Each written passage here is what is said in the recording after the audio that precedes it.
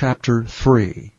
And he entered again into the synagogue, and there was a man there which had a withered hand. And they watched him, whether he would heal him on the Sabbath day, that they might accuse him. And he saith unto the man which had the withered hand, Stand forth. And he saith unto them, Is it lawful to do good on the Sabbath days, or to do evil, to save life, or to kill? But they held their peace. And when he had looked round about on them with anger, being grieved for the hardness of their hearts, he saith unto the man, Stretch forth thine hand. And he stretched it out, and his hand was restored whole as the other. Now the Pharisees went forth, and straightway took counsel with the Herodians against him, how they might destroy him. But Jesus withdrew himself with his disciples to the sea, and a great multitude from Galilee followed him, and from Judea, and from Jerusalem, and from Idumea, and from beyond Jordan, and they about Tyre and Sidon a great multitude, when they had heard what great things he did, came unto him. And he spake to his disciples that a small ship should wait on him because of the multitude, lest they should throng him. For he had healed many, insomuch that they pressed upon him for to touch him, as many as had plagues.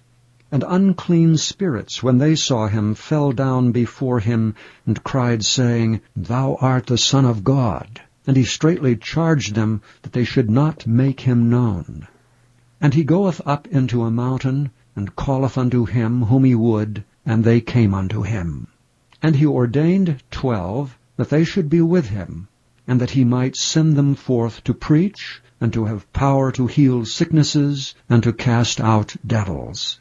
And Simon he surnamed Peter, and James the son of Zebedee, and John the brother of James, and he surnamed them Boanerges, which is the sons of thunder, and Andrew, and Philip, and Bartholomew, and Matthew, and Thomas, and James the son of Alphaeus, and Thaddeus, and Simon the Canaanite, and Judas Iscariot, which also betrayed him.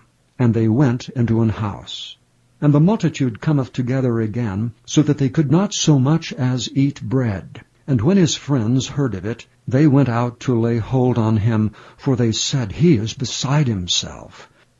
And the scribes which came down from Jerusalem said, He hath Beelzebub, and by the prince of the devils casteth he out devils. And he called them unto him, and said unto them in parables, How can Satan cast out Satan? And if a kingdom be divided against itself, that kingdom cannot stand. And if a house be divided against itself, that house cannot stand.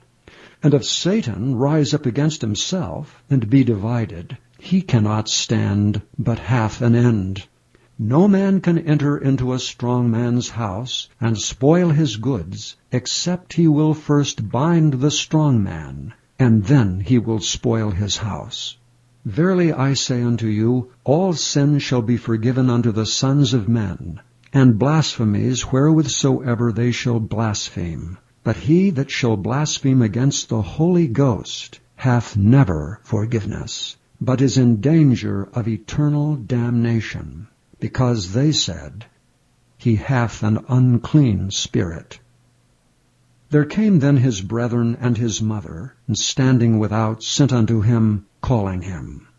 And the multitude sat about him, and they said unto him, Behold, thy mother and thy brethren without seek for thee.